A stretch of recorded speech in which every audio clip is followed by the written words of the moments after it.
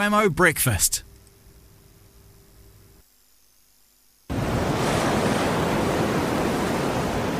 The human brain is a multifaceted thing that thinks about all sorts of things, mostly bullshit, but all sorts of things, whereas fish doesn't. A fish only thinks about eating, reproduction, staying alive, a bit like the Kiwi male probably. But so they're very simple, so they're focused, and they've got big sharks, humans, every normal fatality. They got all sorts of things to fight to stay alive, so they got to be clever or else they're dead. Simple as that. But like living in a war zone of fish. That pearl of wisdom there is from the documentary called Land of the Long White Clouds by documentary maker Florian Habicht, who's joining us today from Kirikiri, the Bay of Islands. How are you doing, Florian? Hey, I'm really well. I'm good, but to be honest, I'm a little. I've been going pretty hard with the film, with publicity and distributing it, so I'm a tad fried. But I'm also looking forward to the premiere we're having up north, because most of the people in the film are going to be there. So not only do you have to be a documentary maker, but you have to be almost a distributor, a publicist as well. Yeah, well, with Kaiko'i Demolition and actually Woodenhead and this film, I distributed the film myself because it's such a small film.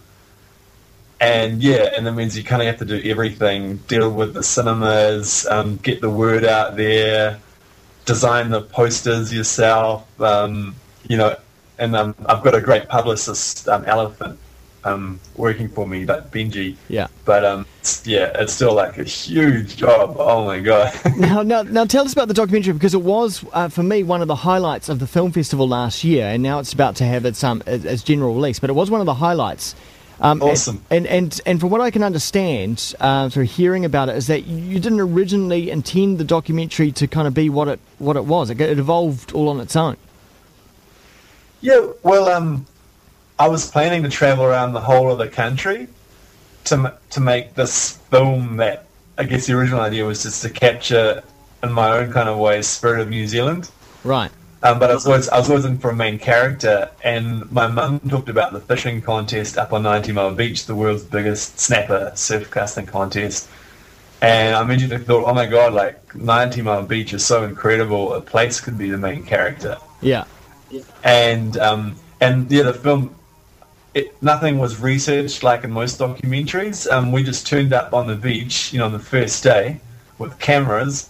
Neve Perrin and I were both interviewing, and pretty much met all the people that you see in the film, like, then and there, and just had the most amazing time in the world, and met, those amazing characters. And but when you say amazing, I mean they're New Zealanders, they're ordinary New Zealanders. Exactly. So they're ordinary New Zealanders. What's amazing about us?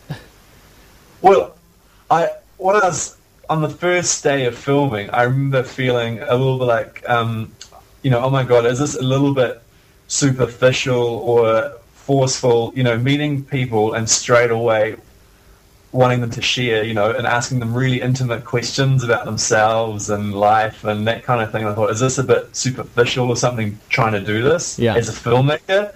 But as soon as I started talking to people on the beach, they were just so generous and open.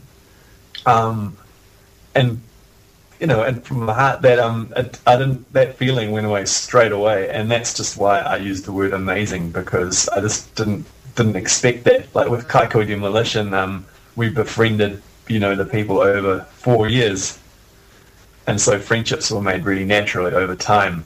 But this was just, Well, that's something that you've been able to perfect, it would seem, on New Zealand scale, being able to get amongst a rural community and try to find the character of it. Yeah. And in this case, with Land of the Long White Clouds, the catalyst is this fishing competition. That's what draws everyone to the beach. That's right. Mm.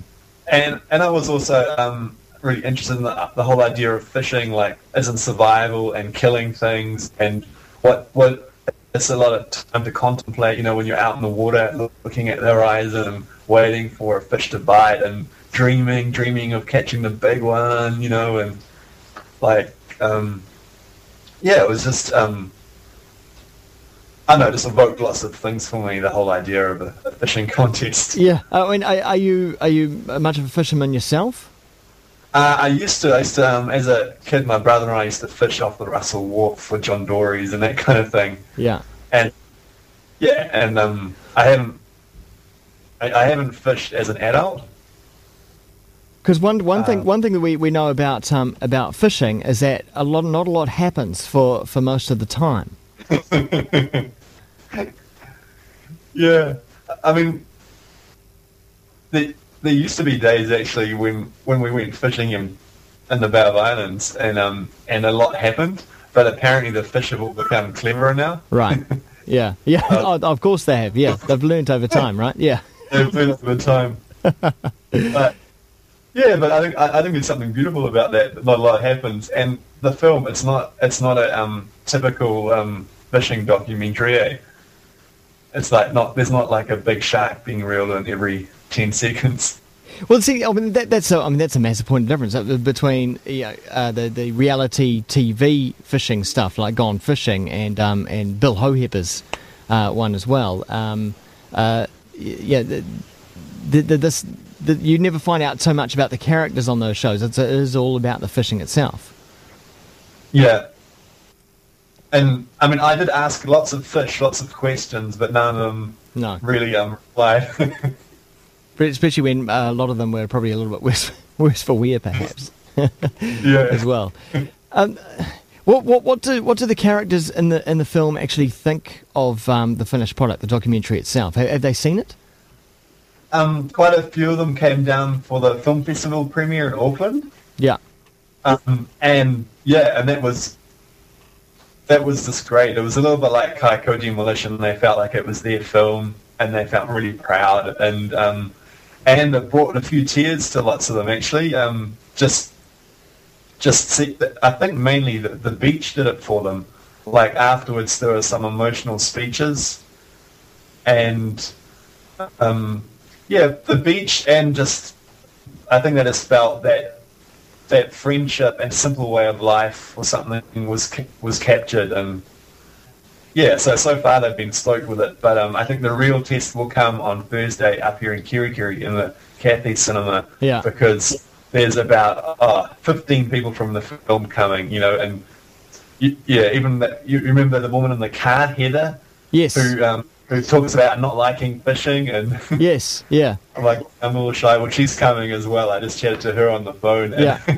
And she's pretty hard case. Yeah. She goes, Florian, it's a red carpet event, but I'm not getting dressed up. I'm a real person. I'm a New Zealander. I'm not dressing up for a film premiere. I said, no one's going to be dressing up. we could hear a little clip from her just now. Hang on.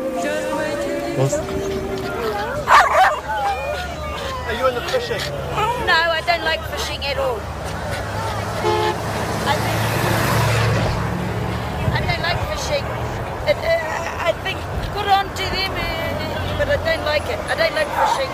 We live 12 houses from the sea. My husband's owned his own house for 25 years. We never go down to the beach, especially when there's fishing competition.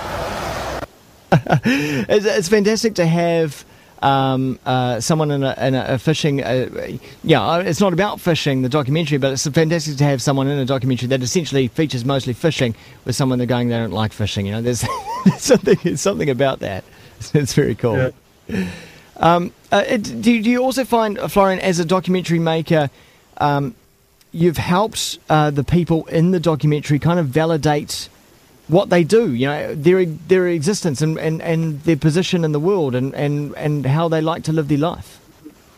Well, I know what I love, because I'm never really aware of it, but with every doco I've made, the subjects have come away really changed. Like, it's done really great things for their lives. Like with Kaiko Demolition, I don't know if you know, but Uncle Bim suffered a stroke.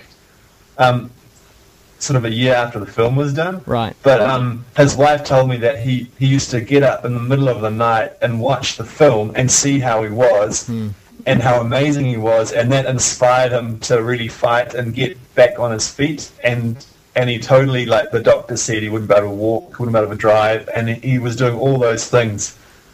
And I think the film just gave him a boost. Or Warwick from Rubbings from a Live Man, he's the happiest and healthiest he's been in a really long time. All of his friends say that too, and I think the film was really cathartic for him. Well, that and likewise for the people in this documentary as well. It'll be good to go back and see how they're doing in the future as well. Florian, okay. we're out of time, but thanks so much for chatting to us about the land of the long white clouds, and look out on Saturday.